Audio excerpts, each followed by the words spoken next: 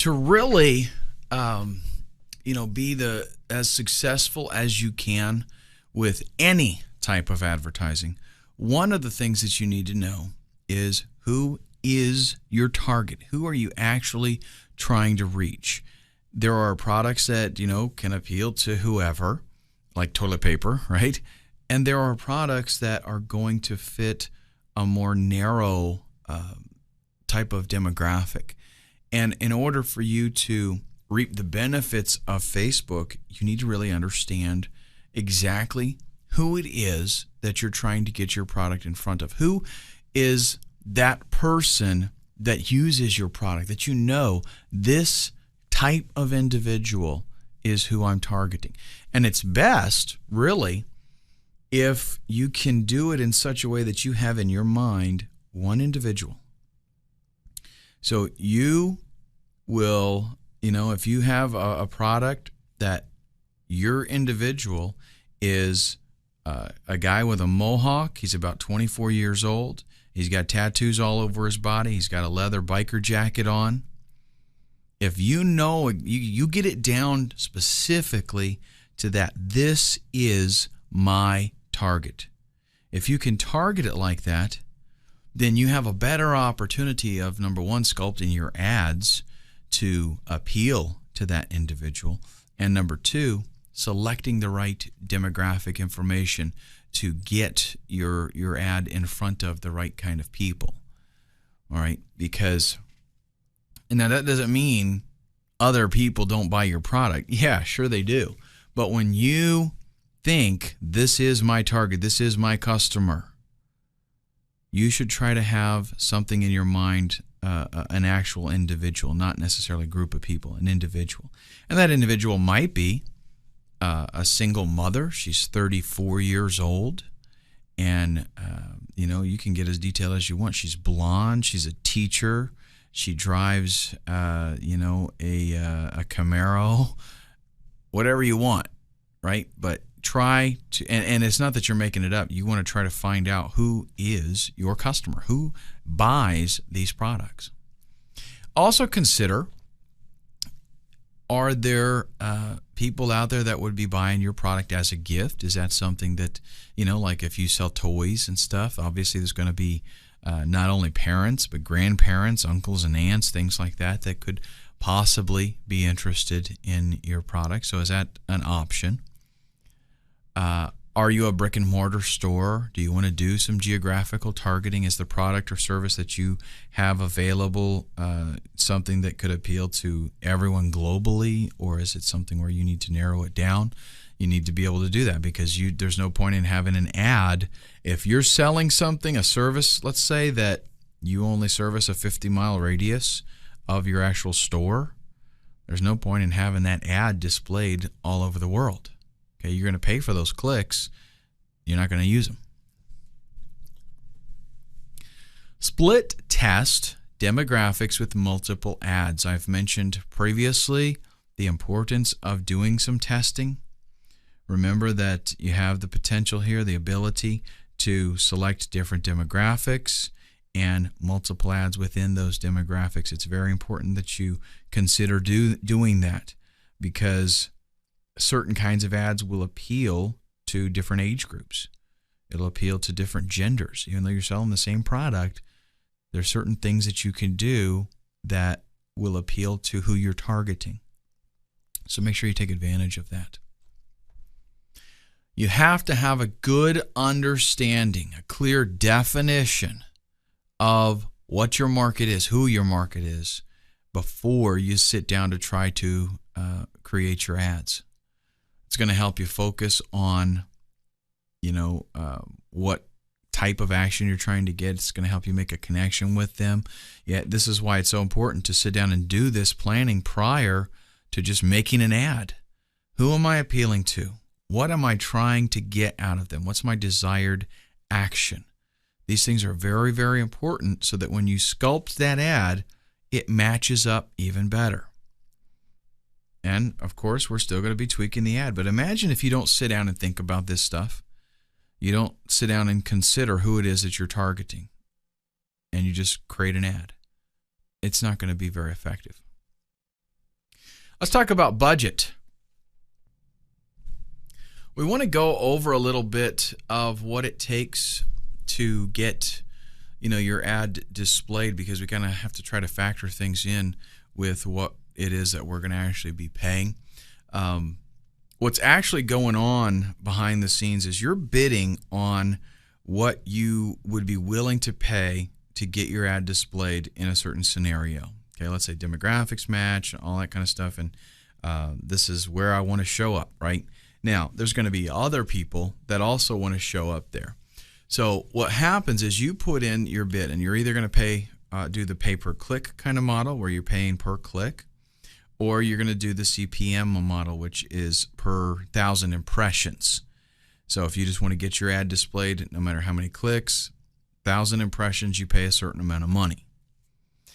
Obviously, you don't know how many clicks, necessarily you're going to receive. You might get a lot, you might get less, and you pay the same amount. With the pay-per-click model, you're going to pay just when you get a click. So what happens is when a viewer comes to a page to load it, Facebook goes out and it sees who all wants to advertise on that page. And this happens super duper fast, right? And it checks out the amounts, the bid amounts, and the highest bidder is, in a nutshell, the highest bidder is going to win. There's some other factors that we're going to talk about here, but for the most part, the higher bidder, let's say, is going to win. You don't, though, necessarily pay your high bid amount. Let's say you bid 30 cents on something. Somebody else bid 20 cents on something. You're going to pay less than 30 cents because it's going to just bump you up to whatever it takes to beat out the other guy that was bidding 20 cents. Okay, so it doesn't automatically bump you up to your 30 cents. It just does whatever it needs to do to win. Okay. Well, one of the factors that it's going to take into account, though, in addition to that, is past performance. Because it's not just about money. The more successful an ad is, the more likely it's going to be that that ad is going to win other bids for placement there. Okay, that doesn't mean that a new ad is going to not win. Okay, but it's not going to necessarily show up as much. What's going to happen is Facebook is going to look at how often does this ad actually get a click. And Google does the same thing in this respect, because if, let's say you're bidding 30 cents and some other guy's bidding 20 cents, but every time your ad shows up, nobody clicks on it. And, maybe 3 or 4 or 5% of the time they click on the other guy's ad that's doing 20 cents. Well, Facebook's going to say, okay, I can show this guy and never make any money, or I can show this guy and make that 20 cents pretty frequently. It's going to say, you know what, I want to go with where the money's at. And that's kind of the way that Google operates as well. So your past performance is factored in there. There also is a quality of the ad. That's going to be determined really by the users. The more people that like an ad, the more likely that ad is to win, in a bidding situation. So it's a good idea to create compelling ads and build up a good reputation so that people like the ad. They click that little like button right next to the ad. Your budget is something that you definitely need to keep in mind. But Facebook actually takes that into account as well. If you're, let's say your stated budget needs to be something that is well within your abilities. Okay, it needs to be something that you can afford. But you need to kind of factor out, this is how much money I'm going to spend on advertising this month, and set that dollar amount in your campaign. Are you going to possibly run multiple ads at the same time? Maybe you're going to hit different demographics, and you want to have multiple campaigns going. If that's the case, you've got to divide up your budget for every one of those campaigns, right? If you say, I'm going to spend, $200 this month on advertising, and you're going to run 4 different campaigns, that means $50 a piece. So you need to make sure that you have that entered in there correctly so that your campaign, it matches up.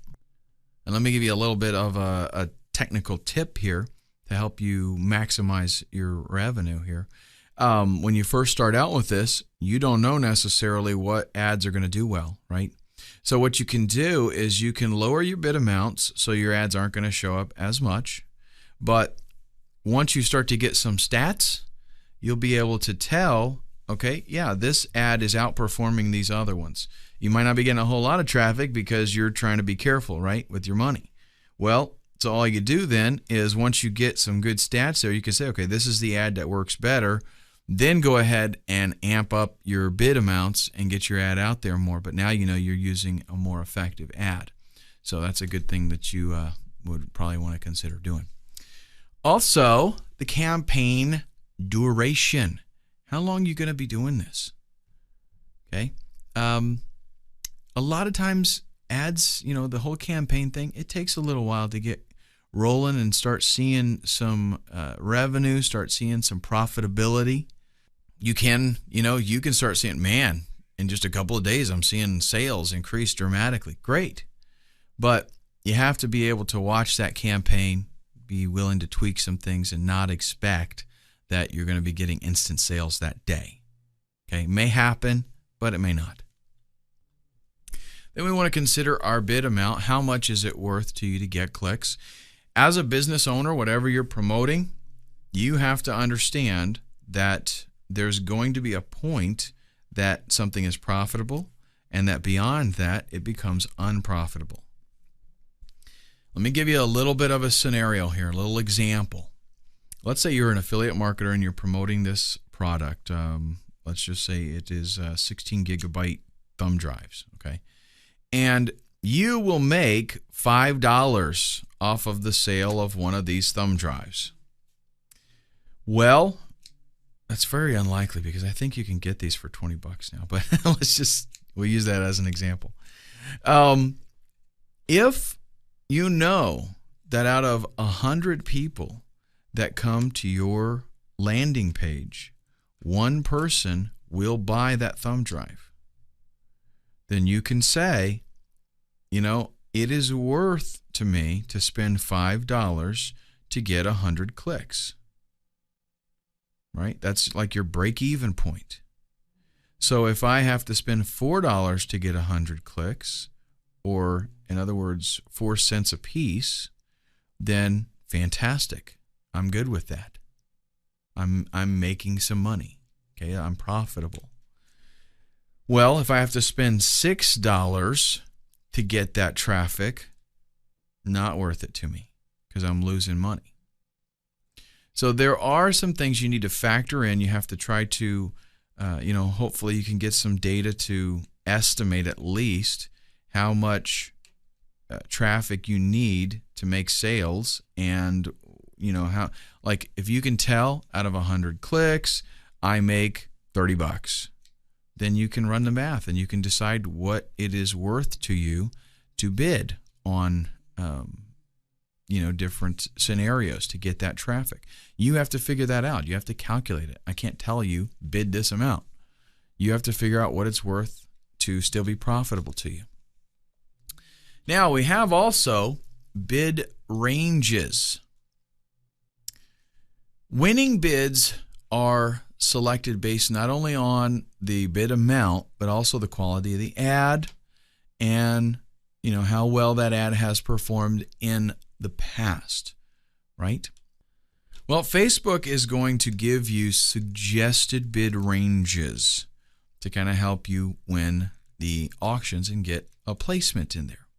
The thing is that a lot of times those ranges are going to be a little bit higher than what it would really take to get in there, okay? Maybe there's going to be a niche that you can get into that doesn't have a whole lot of competition, and you can bid low and still get plenty of placement and not be paying a bunch of money.